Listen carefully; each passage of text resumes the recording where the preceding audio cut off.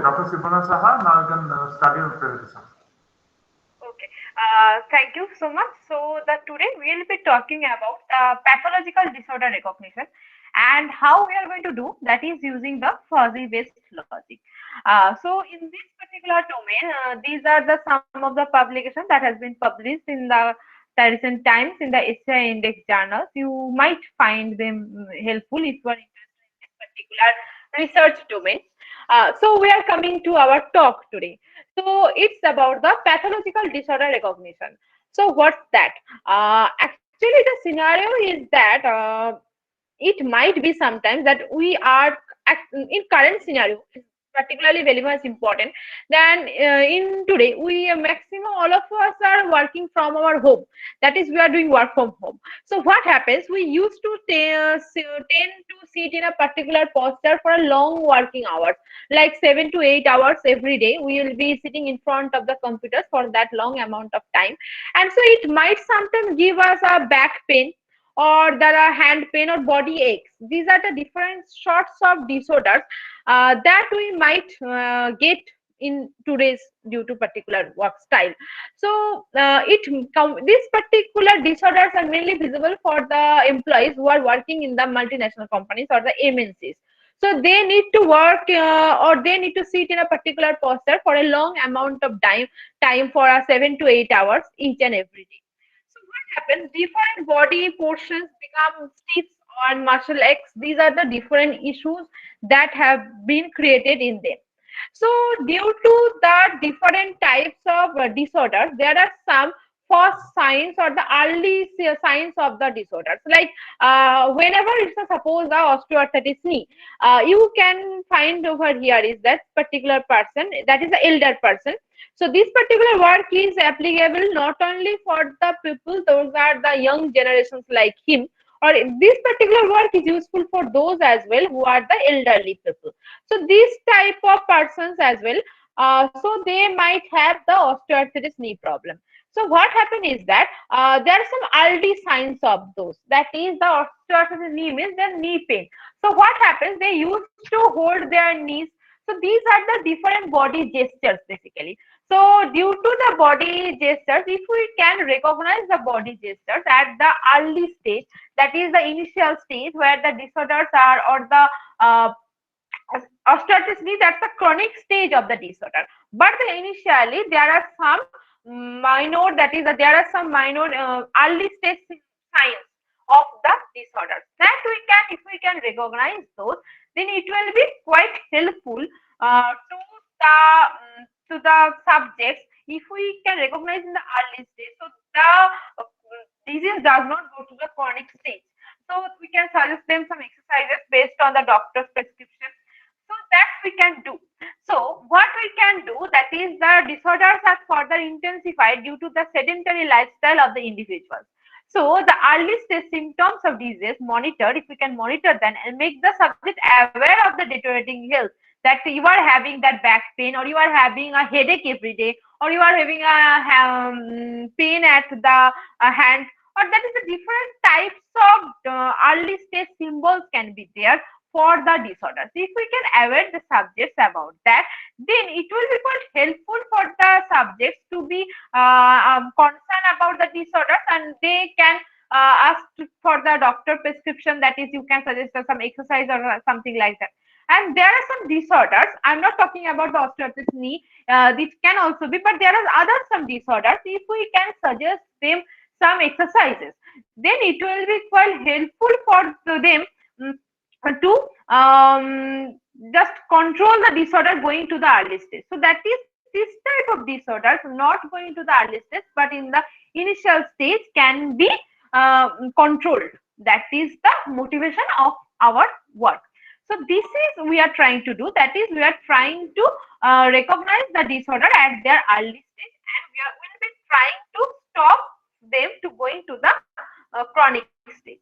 So how we are planning to do? We have planned to do it by recognizing the gestures of the subject, by identifying different types of gestures related to different disorders or the pathological disorders. So we'll be going to control the disorders from going to the chronic stage. So in this particular work, there are mainly in that healthcare, the previous work that is already present when we have started this particular work. In the healthcare domain, the work so far that have been related to the fall detection by gait measurement. Measurement varied due to that is the different viewing angle, that is due to the changes in the viewing angle, and that is the based on the height and shoulder width of the subject. There are some uh, uh, um, scopes for some improvement. That is the earlier works were there. They have mainly considered about the fall detection. So in our particular work, we haven't considered only the fall detection, but different types of disorders related that have been given to different type of gestures. That is the body gestures related to different disorder, not only a fall detection particular, but many more other type of disorders. That what are the disorders and how the body gestures were there based on that we'll be talking about currently. So in the earlier work, they have been working with the classification between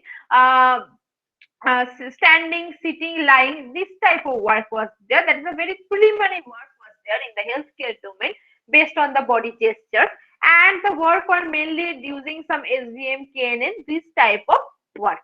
So what we have encountered is that this type of classification process, what happens that is there can be different type of ambiguity or erroneous things can be there based on the uncertainty level. That is the body gesture of one person can vary to the body gesture of the another person for the same disorder. So that is the disadvantage we have encountered so far. So we are trying to deal with that type of shortcomings of the earlier work, and we have tried to modify those using the fuzzy based strategy. So what's the fuzzy based strategy are there? We are going to today talk about the type to fuzzy set. Interval type to fuzzy set and general type to fuzzy set. Both of them have been implemented in two of our works published. So that we are going to talk about.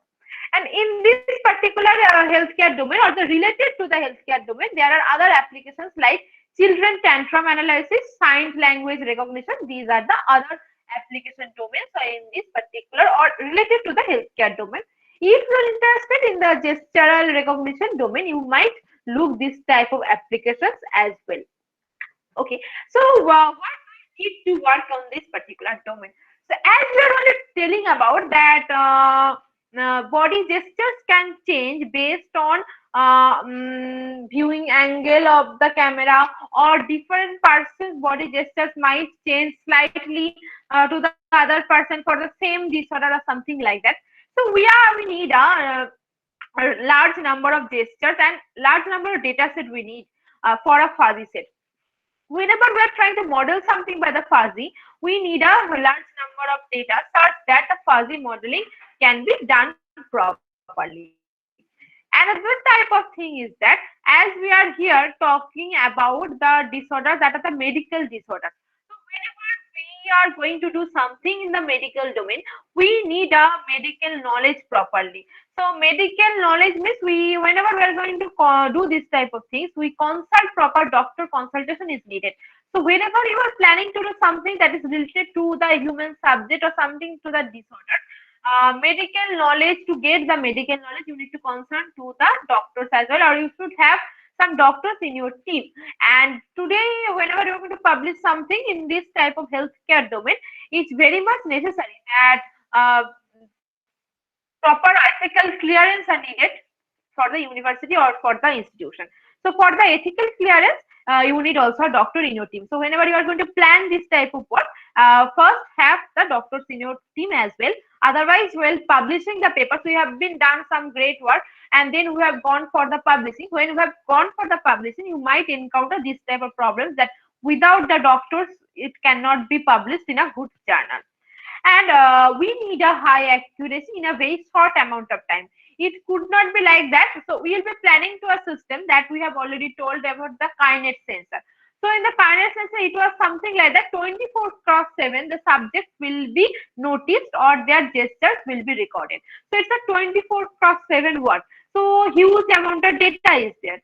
So that to process that huge amount of data, what we need, apart from the high accuracy, it needs to be in a very short amount of time. That is, the gesture should be recognized in a very short amount of time.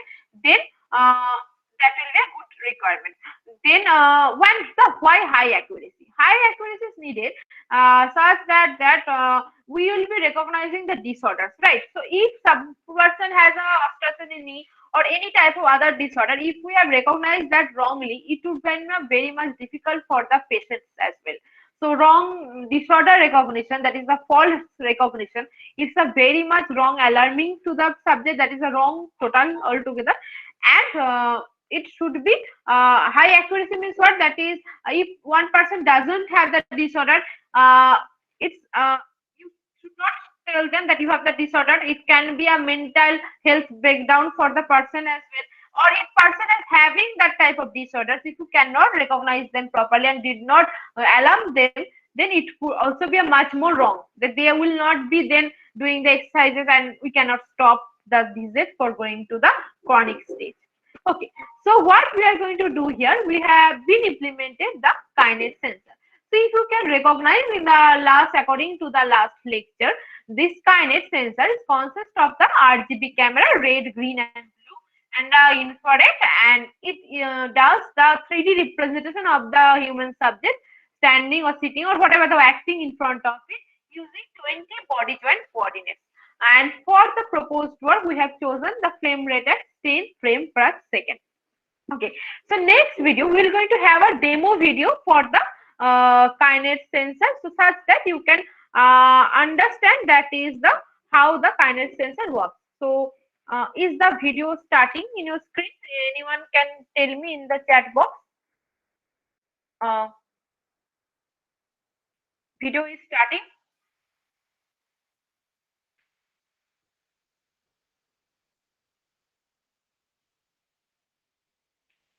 Can anyone please let me know? Okay. So what I'm going to do, I'm just stop sharing the screen presentation and we'll be starting it in the VLC player, and then VLC player will be shared. So just a second. So I'll be sharing the VLC player. And this particular video that has been taken in the Artificial Intelligence Lab under the guidance of Professor Amit Konar of Jadavpur University, where I have done my research work, ME and PhD both. So that is there. So it has been started in my. Okay. So I'll be sharing the VLC player now.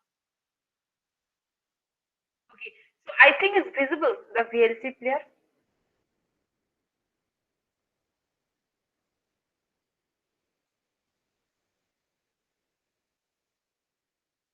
Please write it down or see it, otherwise. Okay, so if you can hear the voice, I don't know. So I will be going to demonstrate it. So here you can see myself as well as the kinase sensor over here. So this is the kinase sensor that we have discussed in the last class as well. And this was our lab in the Jadavpur University. This is basically, I'm pointing towards the IR sensor. This is the IR receiver, and this is the RGB camera. And the light you all can see, that is the LED light that is blinking. This is the multi-array microphone where I have been pointing out. So this is the horizontal part is the kinase sensor that we have already familiar in the last class. So in the last lecture also we have been seen this particular.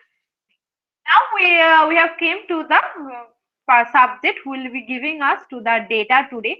Two subjects are there, so you can understand that is the Xbox 360 can work with two subjects at the same time. So the two subjects are being recognized in the computer screen. This is the depth data and the two subjects body joint coordinates using 20 body joints. You can check over here. This is the RGB video of the two subjects, and the frame rates over here that 30 frames per second. So one question you might arise, that is why I have told it that a 10 frames per second was there. Why it's now 30 frames per second? So how to do that? So taking the data in a hard scale, that's not a difficulty. That is, you can take 30 frames per second. But whenever we are going to process the data, 3 frames at a time we can remove, and then we can have it a 10 frames per second data. So if you have a huge frame rate and doing the processing with that, the time complexity might increase so far. So if you do not have a high processing unit, that's why we have been chosen as a 10 frames per second. So let's again start the video. So as the subjects are moving, the body gestures using 20 body joint coordinates are also changing. So that you can check. And for the two different subjects, 20, that is 20 plus 20, 40 body joint coordinates are going to be recorded at the same time. And we have today with the Tonuka and Vishwajit with us. Both of them have done MTech under Professor Konar. So they were giving that data. So thanks to them, only we can record this particular video. So here we'll be checking, that is, he is going to do some gestures that is the related to different disorders, basically pathological disorders. So as he is moving, you can see from the screen that based on his movement, that is the back pain or knee pain, that is based on the two body, how the gestures have been changed. So you might over here ask is that here I have taken the data for the healthy subject. Yeah, it's for the healthy subject. But why the data is not for the patient data? As patient data, we cannot disclose the subject, that whose the subject has been given, that as part of the ethical committee clearance. You cannot disclose that who are the patients over here. So as you cannot disclose, so that is why the patient video is not there. These are for the healthy subject data for the demonstration purpose as well. For the real time work or the work for our paper, that where we have taken the patient data under the consultation of Dr. Suvashi Shah from Calcutta Medical College and Hospital in the orthopedics department. So this is the scenario, and this is the healthy subject are doing the different, are enacting the different pathological disorders, and the how the data is getting from the depth and the skeletal view and the RGB image, that you can check. This particular is for the back pain or the shoulder pain basically. Now the subject is going to enact the osteoarthritis knee problem, that is the knee problem. Suppose a knee pain the subject is having. So that is now showing over here. And each time you can check in that video, that is the kinect sensor data is something like that. That is the 20 body joint coordinates being recorded each and every time. So I'll be starting the presentation at the PPT. Okay, so just a second. So it should have been viewed to you. The screen, if the screen is visible, please write it down. Yes, so we can just to let me know that the screen is, the PPT screen, PowerPoint screen is visible right now. Please do it. Yeah. Okay. So let us continue. How the disorders are done, or what are the disorders, and that we will be talking about now. So the lumbar spondylosis. For that particular, we have taken four type of, that is for one particular disorder, four classes are present over there. Suppose there are X number of disorders, so X cross four classes will be basically there. So this particular disorder can occur at the while sitting position and the while standing position, and pain can be at the left joint as well as at the right joint, based on the four different classes right there. Next, there is another type of disorder is that the tennis elbow disorder, where the pain happens at the elbow position.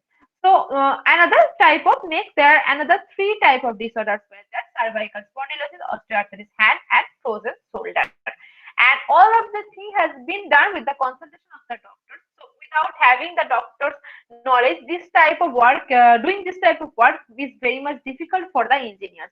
So you might consider having a doctor in your team for doing this type of research work. So what does the proposed work is that? Suppose we have an unknown subject doing some gesture. So the unknown gesture will be passed to the kinect sensor. And what the output we are going to get from the kinect sensor, a 20 body joint skeleton structure will be there. From the 20 body joint skeleton structure, what we have done over here? We have done a centroid calculation. How the centroid is done, that will become to the later on. But next, after the centroid calculation, that is the features are extracted. And after the feature extraction, matching has been done using interval type 2 fuzzy set. And based on the matching, if we found that some of the gestures are matching with some of the disorders, then what we are going to do, we need to alarm to the subject that there are some disorders you need to do certain things. These are the that is you need to do certain exercises. That is the alarm is generated using the speaker. That is the multi-area microphone over here is that, or it can be another microphone.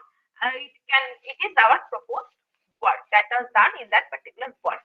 So how the centroid calculation is there, that we'll be talking about. So for the 20 Borjan coordinate from the skeletal view, we can understand this is a 20 Borjan coordinate structure is that from the left arm, that is this fourth body joints belongs to the left arm position. From the left arm, that is the one centroid, that is CLA. For the right arm, these are the CRA. From the left leg, this is the CLL. This is the right leg, that's the CRL. So that is the four centroids are there. For each of the centroid, the centroid calculation is our first step. So that has been clearly explained in this particular slide. Those are the joints have been considered for calculation the centroid. Now, after the centroid calculation, the next step is the feature extraction. So the feature extraction has been done by taking the Euclidean distance between any two centroids. So that is there are basically four centroids are there. So that is the four suited, that will be the number of Euclidean distances, that is six number of Euclidean distances have been calculated. After that, these angles, that is the four angles, that is the another four features. So that is the six Euclidean distances and four angular features. That is total number of 10 angular, total number of feature space is 10. So we'll be talking about the fuzzy set or the interval type to fuzzy set. Before going to the interval type to fuzzy set, let us talk about what is fuzzy. I assume that some of one might know that what is fuzzy set. So let's have the fuzzy set. So this is basically the power spectral feature value of the pyrophysal density feature value of there that has been plotted along the y-axis, and the x-axis it might have the instances value. So you might have different points along the y-axis. What we need to do, we can have a membership curve. So as the membership curve can be anything that is a trapezoidal or any type of other, we have chosen for this particular one is the Gaussian membership curve. So this red is the Gaussian membership curve. So how the Gaussian membership curve is calculated based on this particular equation, that is the mx, that is will be exponential of this particular equation, where mu or sigma is the mean and the standard deviation of these values over here along the y-axis. These are the things. So based on this, the membership curve has been drawn. Now, it's the interval type 2 fuzzy set. So it's the type 1 fuzzy set basically. So for the type 2 fuzzy set, same gesture needs to be done for more number of subjects. So suppose for our proposed one, we have p number of subjects. So for subject 1, we'll be having one particular Gaussian curve. For subject p, we'll be having another type of Gaussian curve. So how many Gaussian curves we are going to have? We are going to have p number of, that is a capital P number of Gaussian curves. So if we take account all the Gaussian membership curves, the upper boundary, that is the UMF, that is upper membership function, that will be the maximum of all of the values at one particular point. And the LMF, that is the lower membership function, will be the minimum of the all values along any particular point. And in between the UMF and LMF, it will be a FOU, that is a footprint of uncertainty. So that is how it has been calculated as the specific logic of interval type 2 fuzzy set. So what does the interval fuzzy set do? That is, it is going to take account T number of subjects data. That is considering the P number of Gaussian curves, UMF, LMF and FOU has been calculated.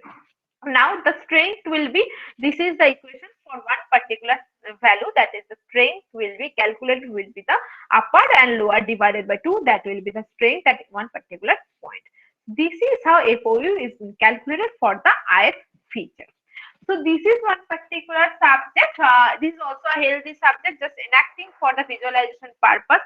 Unhealthy subject or the patient data, it's not possible to disclose over here. So this particular subject is giving us the pain at the shoulder, just enacting, taking the unhealthy person's body gestures.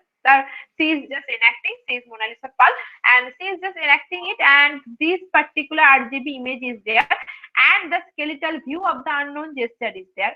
From the 20 body joint coordinate, 4 extracted centroids over here, that has been demonstrated in the red color. So these are the centroid position. Now, these are the 20 body joints. It's a representation of the how the data has been taken and how the total feature extraction has been done. That has been clearly explained in this particular slide. You can take over. Here is that. So, for any particular subject doing any particular disorder, uh, there will be for any particular sample, there will be how many number of joints that is decided by the kinetics sensor, and for the kinetic box it's the 20 body joint coordinate. So for the 20 body joint coordinate, this is one sample value. So for any of the joint, how many coordinates data will be there? 3 coordinate values will be there, as the kinetic sensor takes into account 3D information. So x coordinate, y coordinate, and z coordinate values. And you can check over here is that we have told that is the RGB point, this is the 0, 0 for the kinetic sensor. So what the x axis, x is this line and y is this line. So x and y value can be can be negative. X and y value are the positive and the negative, both of the are there. But for the z is what? Z is the distance from the kinetic towards this way. So as in the background of the kinetic sensor cannot record any data. So at the back side of the kinetic, there will be the values can never be taken. So the z coordinate values will always be positive. So that's why z coordinate, there are the values can never be negative. So these are the 4 different centroids. Now, as the data we have taken that have 3 different coordinate values. So as the data, that is each point has 3 different coordinate values. So the centroid will also have a 3D coordinate. So for the centroid as well, if we just take the centroid of that values based on this particular scenario, based on this particular, that here which are the joints are taken into calculating which particular centroid, that has been clearly explained over here is that. So based on that, you can have the 3D coordinate value for the 4 of the centroid. That is, each of the centroid is now going to have 3 coordinate values. So these are the centroid calculation is done, and this particular thing has been explained that which are the joints to take into account which centroid, that has been clearly explained in the earlier slide. So now the features, how the features need to be calculated. So this slide was already there. That is 4C2, 4C2, yeah, 4C2, that is a 6, that is the one thing is that there is a one centroid calculation. In the centroid calculation, 6 number of Euclidean distances have been taken into account and 4 angular features. So total 10 number of features we are going to have for one sample of the data. So these are the 10 features. Now 10 features have this type of data for one particular sample of the instance. For one particular subject, for one particular gesture, we are going to have these 10 amount of features. For one particular feature, now just take into account one particular feature.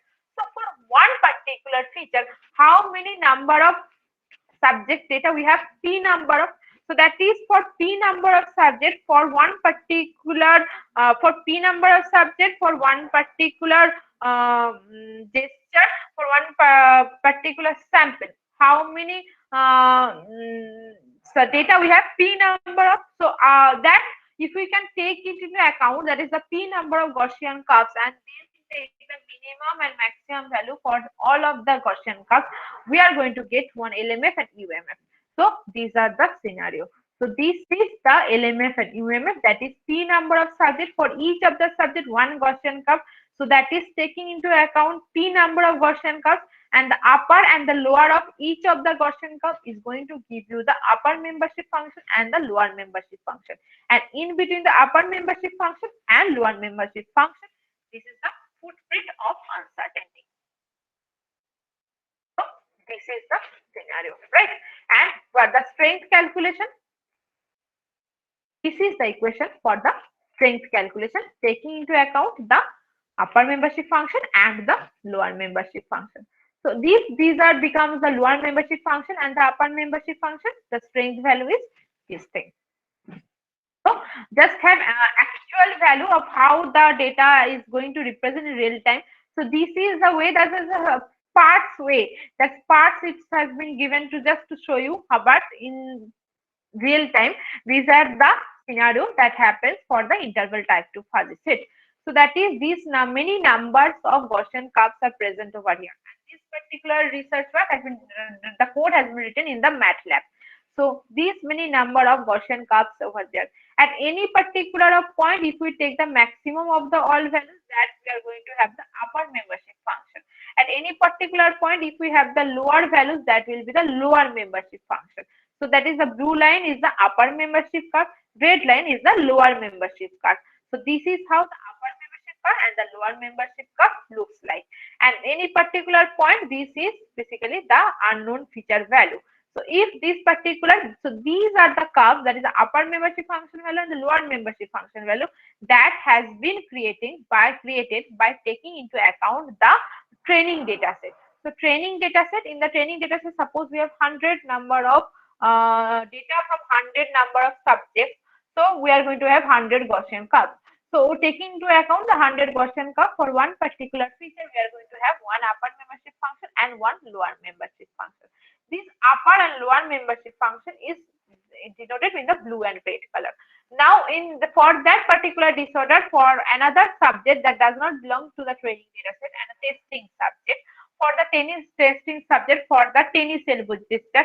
So this particular word in the training data set is shown for the tennis elbow gesture, but for the unknown, we do not know this gesture. So it will be unknown. So here just check, this 7 value is for the tennis elbow. So tennis elbow is our 7th gesture.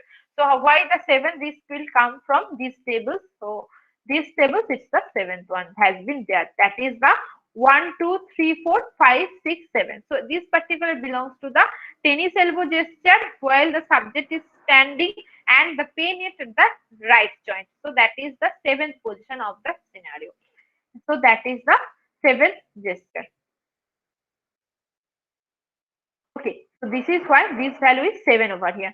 Now, when the testing data set, we do not know that this particular gesture belongs to which particular disorder.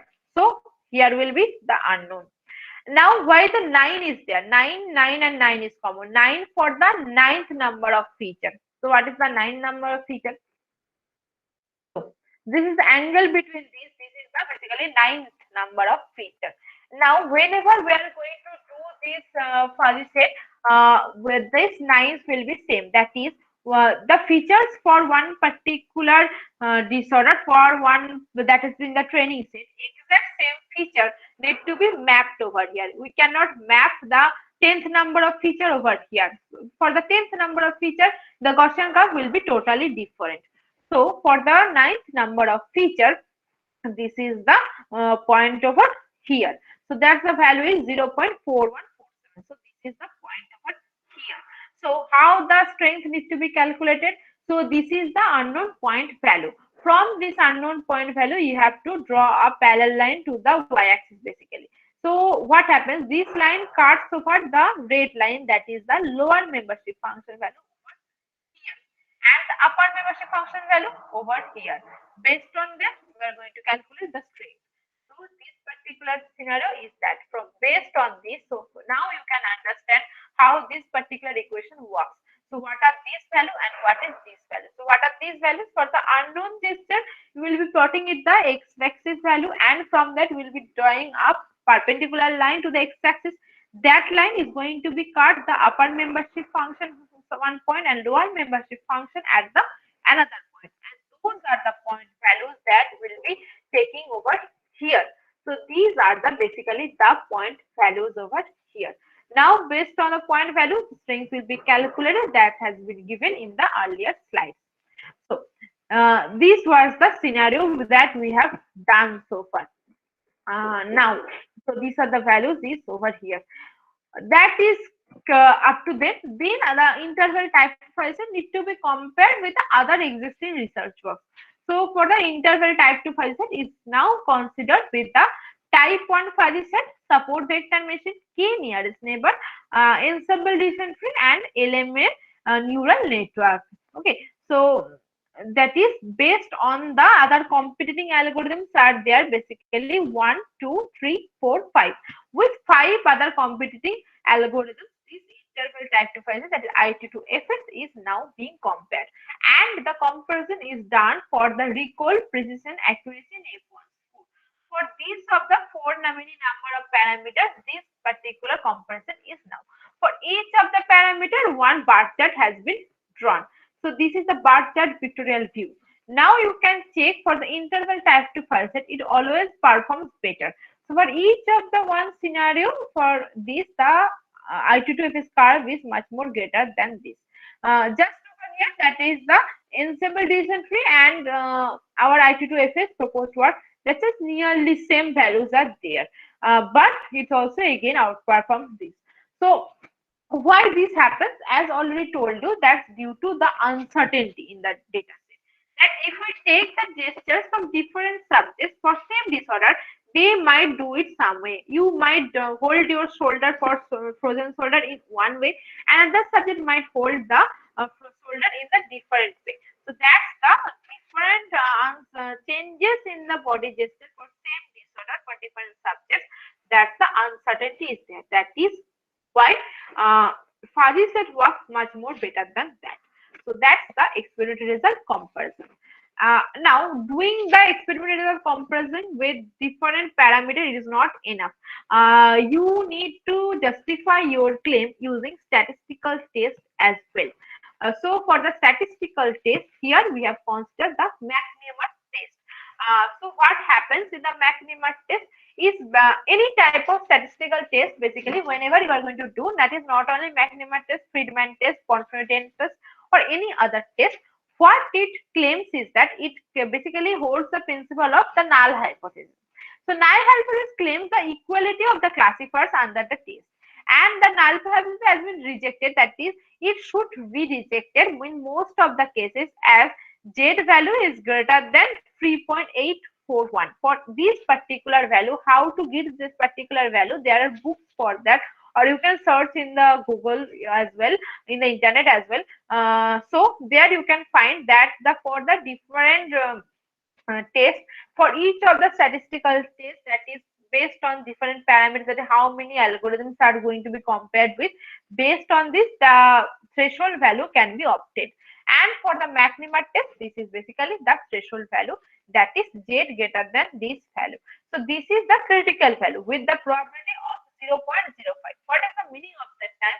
That is, whatever we are going to propose that has the certainty of having the accuracy of 95%. That is, our claim is 95% correct. It might be a 5% error can be there, and so that is there different parameters need to be calculated. So what's the algorithm? Basically, our proposed work is the IT2FS, interval type 2 fuzzy set.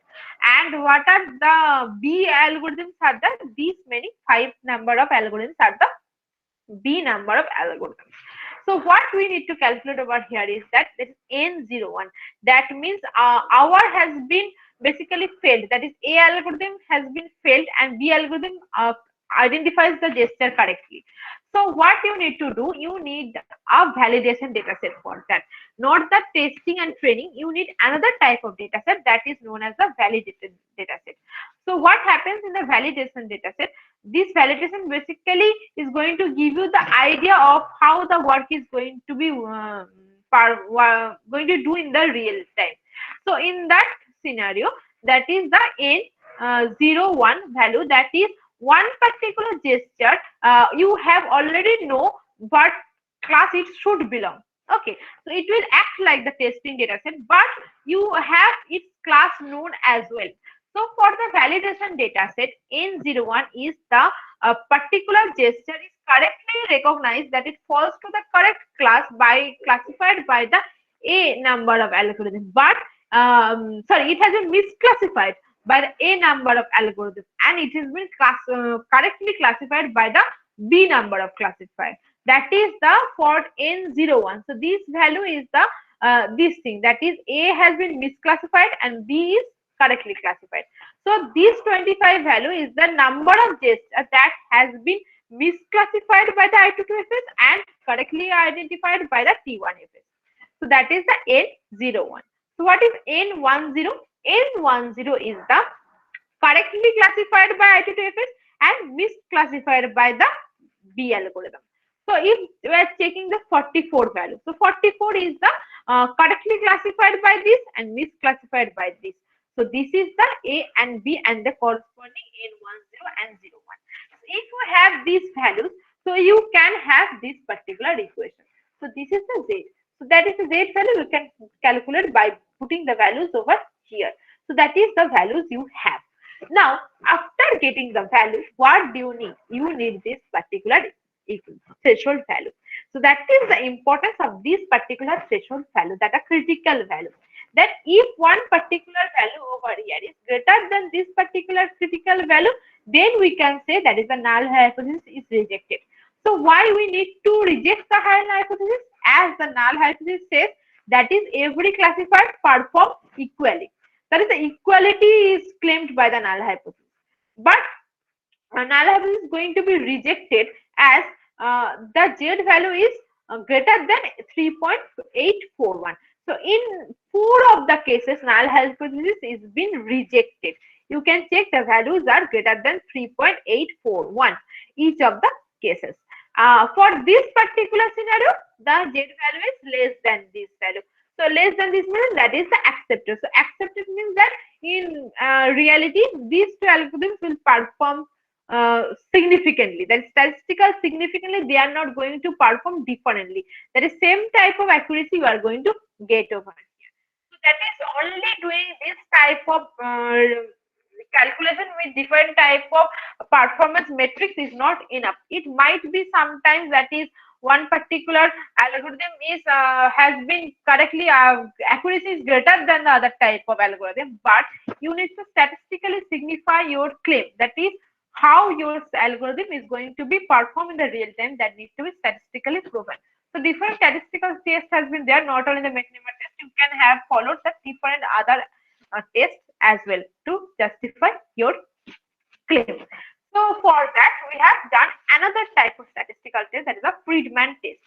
So for the Friedman test, the data set need to be have more number of scenarios. That is, but if we have only one particular data set, there cannot be any segregation in the data set.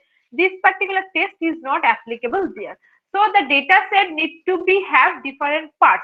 That is the we have segregated our data into based on the subject's age.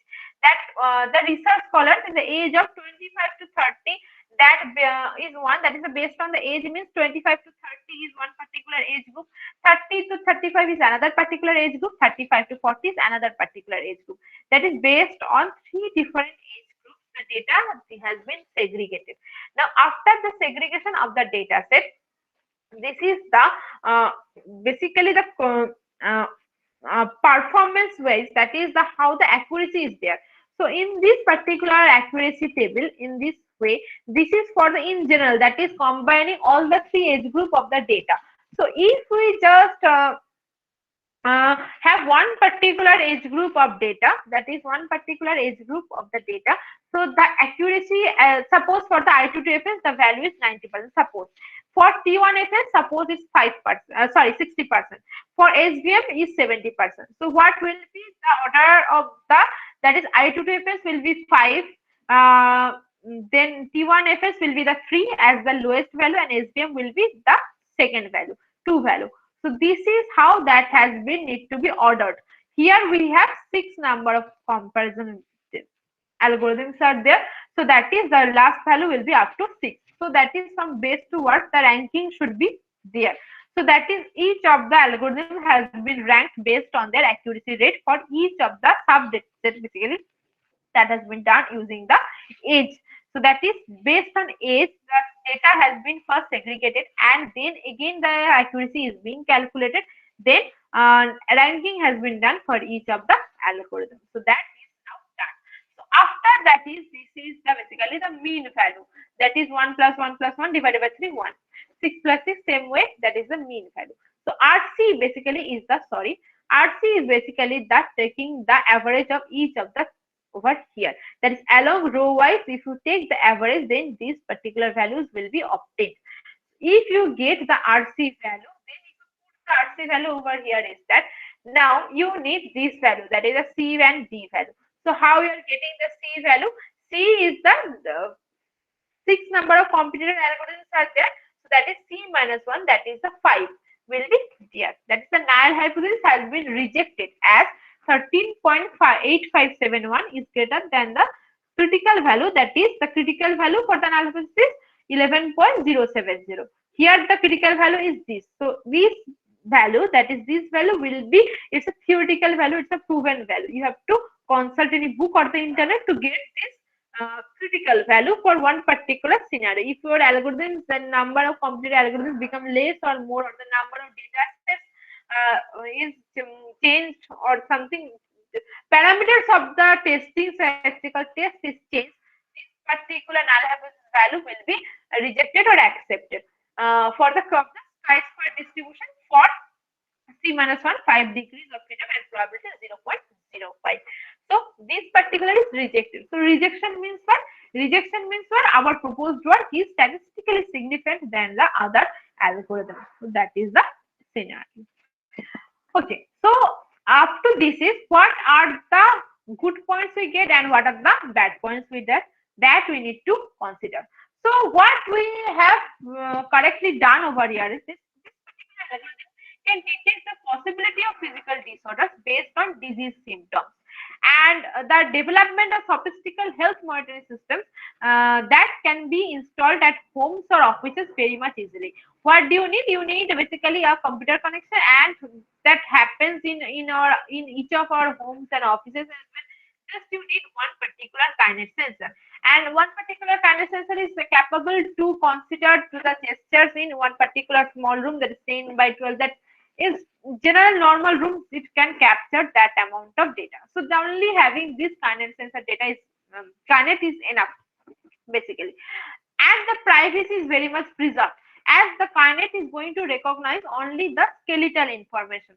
So if the skeletons are only going to be recognized, so human subjects, you can change the scenario in such a fashion that you can change the codings of the kinase, that is the RGB data is not going to be recorded, so system subject privacy is being preserved. So that is one thing that is very much important over here, is that that can be easily done. And as the earlier works that have been there, there are some difficulties in the ambiguity or anonymous things due to different subject data variation. So that is uncertainty was there for one particular disorder, different gestural changes can be there for different subjects. So IT2FS or the fuzzy set provides that thing also. And the accuracy we have got, that's a 92.17% for the proposed approach. This is up to there was good enough. Next, what we have done, we were there to collect the data from the unhealthy subject in a more way. That is, more many number of unhealthy subjects data were there. We have been asked to the unhealthy subjects to allow us to install the kinase sensor in their homes. So we have installed that, and after installing the kinase sensor in their homes, so we have been able to collect the data in very much real time way. Earlier, the data that has been created, that basically the taking the elderly subjects or the patients into the hospitals, and there we have collected the data. But now we have been collected the data from their homes as well. So much more number of data or much more in comfort data, that the patients are in the comfort of their home, there the data is being recorded. So much more natural gestures were there. So if we have got the natural gestures, what we have found, that is much many number of uncertainties or variations have been there in the data. So IT2FS is not now the solution is. IT2FS needs to be modified to the general type 2 fuzzy set to have that. So we need to have a much more sophisticated uncertainty management classifier, where the data for that to be data to be recognized. So that is the IT2FS, it has the inability to handle variations or uncertainty set data taken at different days or across different subjects for which they are used in real life problems. So that's the scenario. So we need a much more sophisticated algorithm, and we will be next going for the general type 2 fuzzy set. So for the general type 2 fuzzy set, same thing was that if you can just take the design strategy, earlier the design strategy over here, just a second, in the last lecture also sorry, not last lecture, in this lecture. Here, this is the basic block diagram was there, right? So this is the block diagram. What happened is that here the matching is done using IT to FS. Now you might find this particular block diagram as the same one, but actually it's not. It's not the exact same one. Here the matching will be done using general type to fuzzy set. So this particular way, just this particular changing in the classifier stage, this has been done, and also certain changes has been done in the feature extraction process. Much more sophisticated features has been associated. Not only the centroid but direct feature classification has been done from the joints, and from that fuzzy logic, that is general type to fuzzy set, has been implemented. That's the design strategy we are going to talk now. It's just going to end the subpart of the lecture. So I'll request if you to just, if you have any doubt, please write it down in the chat box so we can clear it, and then we'll be moving to the later part, that's the general type to fuzzy set. So just 1 or 2 minutes if we can have the doubt till now. Okay, so participants are requested to write down their doubts in the message box. If you are ready, either Dr. Sibuna Saha can go ahead Yeah. with the presentation. Yeah. Yeah. So we are getting Yeah. Okay. that no doubt, ma'am. So, ma'am, I Okay. think go ahead. Oh yeah. Okay. Okay. So we'll be talking about the general type to fuzzy set now. So that is the normal type 1 fuzzy set, that is based on the values one particular Gaussian curve is done. So what was the type to fuzzy set? In the interval type to fuzzy set, more number of Gaussian curves will be there, and from the more number of Gaussian curves, the upper membership function and the lower membership function is calculated. That was the principle. But here, for the general type to fuzzy set, the Gaussian curve that we have obtained, that is termed as the primary membership curve. For the type 1 fuzzy set, this particular membership curve is known as only the membership curve basically.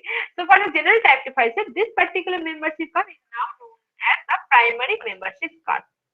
And this particular membership curve is extended, and another membership curve we are going to get now, that is the secondary membership curve. So, what's the significance of that? That is, what's the certainty of the primary membership curve? That's the secondary membership curve. If there is 100% certainty of the primary membership curve, then the value of the secondary membership curve will be 1. And for each of the membership values, the values can lie between only 0 and 1. So values will be 0 and 1 as well as the fuzzy set. So the primary membership curve, if it's extended, it will be a secondary membership curve. So how it has been done for the uncertainty management, that's for the pathological disorder recognition, that will be displayed in this particular slide. For this disorder recognition, we have a training data set. So the training data set is now going to be termed as TR. So that's the training data set. From that training data set, the similar way that has been explained earlier, that is the IT to FS way, the interval type to fuzzy gesture space creation has been done. That is the interval type to fuzzy set has been created. Now from the interval type to fuzzy set, we will be moving to the general type to fuzzy set. Now after getting the general type to fuzzy set, again we need the training data set here. From that we have identified the pathological disorder class representative has been identified. Now we need the testing data set. Then, and that has been plus to the classifier that has been created by the G22FS, and the pathological disorder class is recognized now. So just let us explain it in a much more tabular form. So one particular class, means one particular pathological disorder. So for one particular class, so suppose it's the KC class. So for that KC class, how many number of subjects you have? You have capital N number of subjects, and for each of the subject you can have capital L number of instances. So for one particular disorder class, for one particular subject, L number of instances are there. Now, for each of the L number of instance, we are going to have this many number of features. Now just consider on one particular class, one that is a CH class, one particular subject, suppose it's the capital N subject, okay, capital N subject, then one particular instance, suppose it's the second instance, so that is the CO2 over here is that is one is for this one particular feature. So this is how the naming has been done. Anytime you can find anywhere here. So what does it mean? That is, it belongs to the CX class and the LS instance for second subject and second feature. So for one particular instance, how many features we have? We have capital M number of features. So these are the become basically our total feature space. So now what we are going to take into account, that is for one particular disorder class, for one particular subject, for one particular feature. How many instances data we have? We have capital N number of instance data. So from that capital L number of instance data, we are need to calculate the membership curve. So the membership curve for first feature for all instances for nth subject for cth class, that's the membership curve. So one particular disorder class, one particular subject, one particular feature, the all the number of instances data that were there, that need to be taken into account to calculate the membership curve. This is will be the membership curve for the first feature for all instances for the nth subject for cth class. So that was the thing.